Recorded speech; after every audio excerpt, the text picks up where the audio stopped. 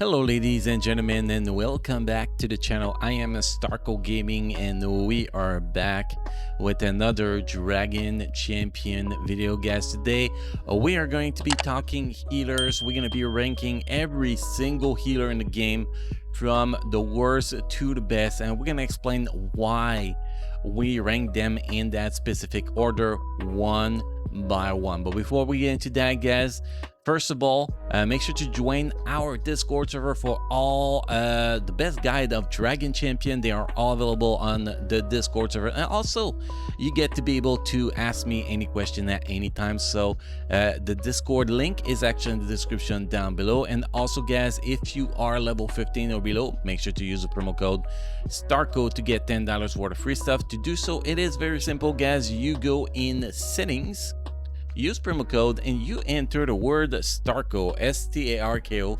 You press OK, and you will receive $10 worth of free stuff, which include the 500 drag coins and 250,000 gold, giving you a huge boost early on in the game to kick in some awesome progression. And also, guys, if you don't mind leaving a like on this video to show your support to the channel, it really helps, as it is the only way YouTube knows that this video is awesome and shall be promoted to more people. So without ado, guys, let's jump into the roster and let's take a look at all those healers in the game, and we're gonna rank them from the worst to the best, or at least the best way we can. You know, some could actually be in different position, obviously, because they're good or they're bad, but they're not as bad as they look. You know, everybody's opinion is different here, but I will go with the best of my abilities to actually try to rank all those healer, obviously. So first, we're gonna start with the worst healer in the game. Worst healer in the game, in my opinion, is Morta. Morta is a terrible healer, guys, and every time we review one, we're gonna put that to make sure we don't forget one. So Morta is a terrible healer, guys. Even Ardak, with only one regeneration skills and cheat death, is actually a better healer, even if he's not actually a healer, than Morta. Morta has a very terrible damage. She has a very terrible either single target or AoE healing, and yeah, she does not bring much. Obviously, if you're new to the game and you need a clan healer early on in the game, she does help you, but I'll say past level 40, unless you need her to recruit Solius, she is a total waste of your time. She is a terrible healer. And in after that, we have Aleria. Aleria is not that much better, to be honest. Aleria at least have strong AoE heals. Well, strong AoE heals is a big word, but she has a full AoE heals. It's not reduced in the chain like the chain heal with Morta. So that give her a little advantage on Morta. And also, she has a third skill that will do a little bit more healing than the shield of the third skill on Morta, so that give her a little edge on Morta, but not that much, guys, not that much. She's still a very weak healer. Even after the rework on the health, she is still a terrible healer, guys, and in my opinion, she is not really worth building unless you're really going to be building a second elf team where you're going to be using Falia in the team with Sanjil and Aleria. That can actually make a pretty nasty combo, but that is the only way to actually make her useful, which totally sucks. Okay, so we got those two healers done. Next, what we got left? So now if we look at this, here we actually have to go with Sanjil next. Sanjil actually got a little buff with the health rework, but he's still very lacking. Not because his kit is not good. His kit is getting a little bit better. His healing is still not what we want his healing to be, but with the fact he actually can blind a target on them, and with his basic attack makes him better than the other two healers we just talked about. Actually, this guy used to be the worst healer in the game before that, but a very low HP kit, very low armor, a base kit that makes him very terrible because he has no survivability. And if we look at the rest of the healers we're going to be seeing after that, it's just He's just so much weaker than them that we can actually put him higher than that. So that is where standing. Also put with Felia in a Nightingale leadership elf team, he can actually get some amazing work done. By the way, guys, if you're wondering which is this second elf team, it's pretty simple. Second elf team that works like that is well, you have two different setup. I just want to say that here. You have Nightingale lead. Nightingale lead is the must with Philia, Sanjil, Aleria, and you can either go with Killian or Titania. I prefer to actually put Titania in this team, which make it better, and put Killian in the other elf team, in my personal opinion. So that's the second elf team based around those two characters we just look at. So just wanted to cover that. Okay, next we talk about those three healers, literally the three worst healer in the game. All the other healers are actually decent healer, but after that I actually have to go with Roxy. Not that Roxy is not a good healer. Roxy is a pretty solid healer, but where she lacks is that she is only good if you match her with birds. With birds, what we're talking about, birds is only two characters that are considered, two other characters that are considered birds in the game. You have Boreas and Kagi. I believe so. And this is literally the only character she is good with.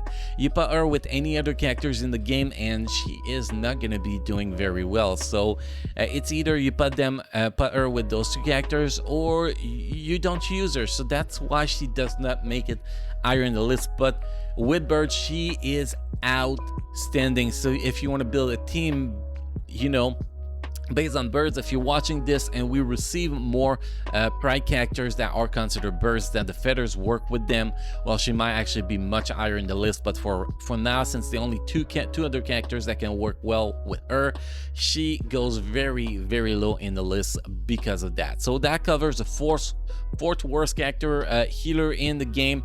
Next, guys, we're gonna go with Selena. Selena is not a bad healer. She is actually a pretty solid healer, but there's no real room for her unless you build a meta team with Solius and you use her as your human healer with the other human that can actually work out for battleground athletes. But this is literally the only place you're going to be using her.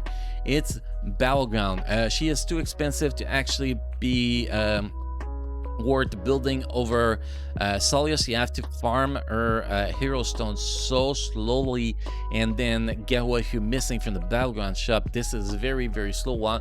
Solius, all you need is pretty much 5 orcs, level 70, gear 9, ability 5, and you can actually get 7-star Solius. So much easier to get Solius to 7 stars than her, and he's so much better than her. So just because not she's a bad healer, but just because there's no real position for her, that kind of put her down. And also, one a big flaw with her, I think, with her design is that one of her skill, which I believe is I don't know which skill, but one of her skill will actually grant talent to one of your ally in the team, and that can actually be applied to the worst possible character in your team because it is totally random, which is let me check. This is not this one. I think this is the third skill, or maybe the second skills, or maybe the passive.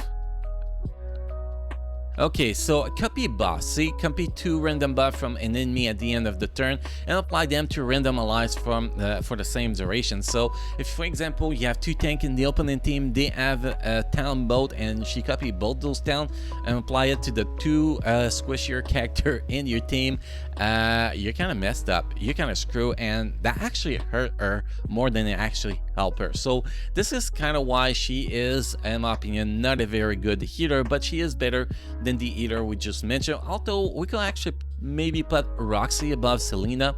I think we're gonna agree with that, guys. Roxy is actually better than Selena because of that taunting. That buff switch is just, that taunt is considered a buff, is just a huge flaw in our design. So that really really hurt her in my personal opinion. So Selena is taken care of. So far the ranking from the worst, we have Morta, Aleria, Sanjil, Selena, Roxy, and the rest we have 6 more to actually take a look at. And the first one that's gonna go next is actually Tenessa. Tenessa is amazing if you pair her with let's do the perfect team here: General Murdoch lead Dr. Frank, Tenessa, Mara, and who's the 5th one? Oh, Atom. You put those 5 together, they are going to be outstanding. But that is just because of her synergy with Amara. As a healer, she is the healer with the lowest healing output in the game, but because she brings so much more with her kit, she makes it very high. And because that goblin team I just mentioned is freaking OP, you put that in the phase 4 in the raid, and that can definitely be the #1 phase 4 raid team that's possible to build, in my personal opinion. So this is a very outstanding team, so because of that she makes it higher. But as a healer, really just like a healer, she is a terrible character. But for battleground and for raid, she is amazing in that goblin team, which is why she's making it that high. But she is very hard to get. She's actually not farmable right now, so you either have her or you don't have her. She's probably going to be available, in my opinion, in the Star Shop later on. I'm hoping that's what they're going to do, because we need more Star Shop characters. But yes, for now, she is not farmable. You either have her at 7 stars when she was, you could buy her chest, or you don't have her at 7 stars, and there's not much you can do about that. Pretty much, that is how it works. Okay, so next, guys, after that, we have 5 more healers. So we are up to our top 5. So at the bottom of the top 5, guys, it is going to be Petriarch Kui. Petriarch Kui is a good shield healer. Actually, more than a shield healer, if you actually have his artifact, which is it this one?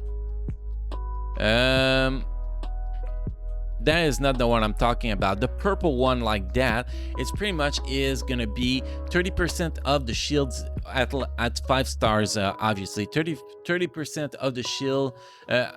Well, you're gonna heal the target for 30% of the shield you apply. Okay, that's the proper wording here. So that actually allow him to actually be able to do healing, but otherwise it will most likely do almost no healing unless you're a passive proc, which I think is the passive here.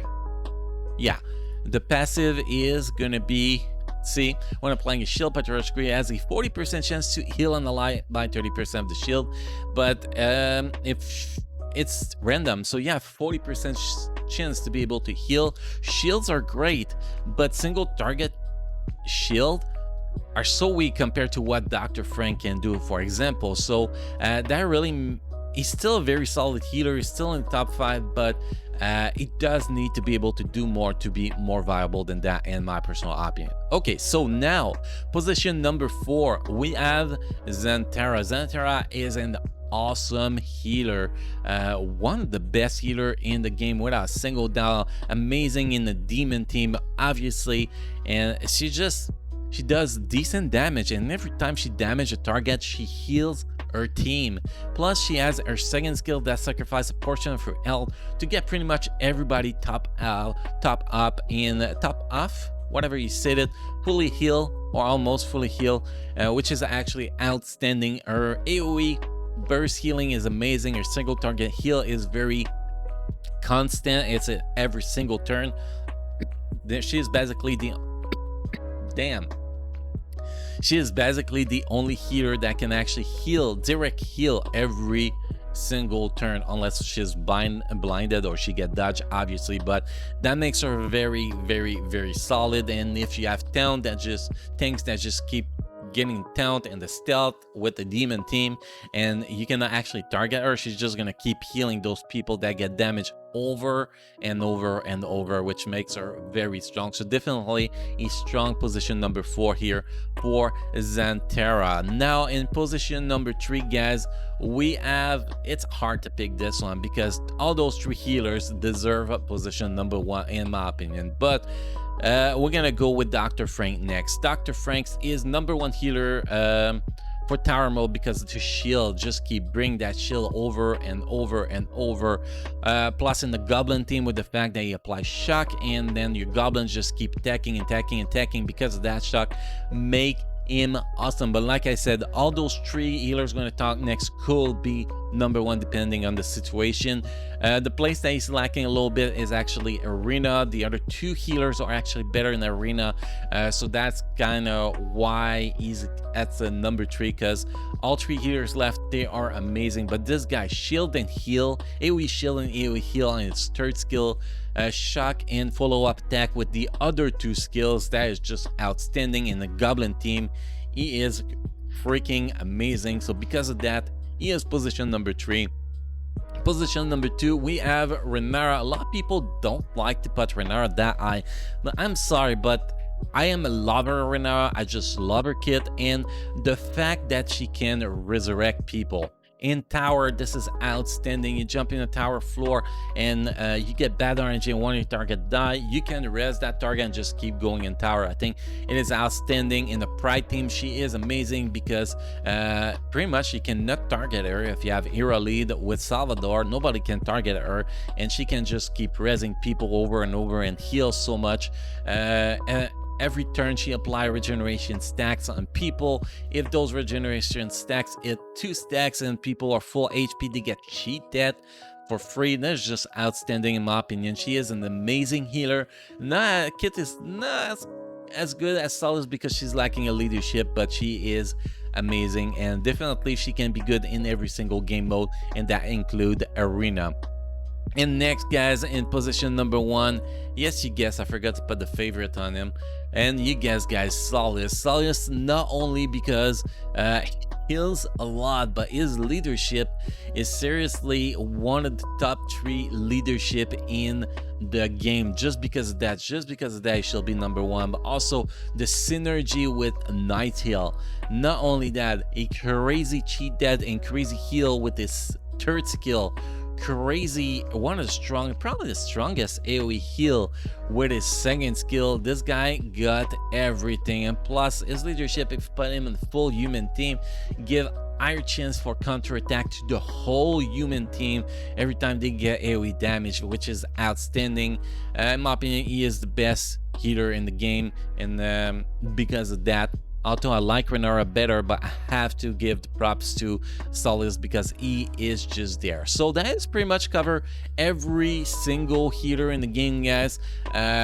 If you don't agree with how I said those characters, hey, there's a comment section down below, guys. Use it or come discuss with me on the Discord server. Also, guys, don't forget to subscribe to the YouTube channel and check out the bell to get notified when we post a new video, go live with the live stream. We release Dragon Champion content on a daily basis, so definitely the must-watch Dragon Champion YouTube channel here. With Starco Gaming, obviously. So guys, hopefully this video will be helpful for you guys in deciding how you want to spend your resources to build the best healer possible for all your teams. So hopefully this video will help you with that, guys. On that, thank you for watching, guys. You keep enjoying playing Dragon Champion, and I will see you guys next time.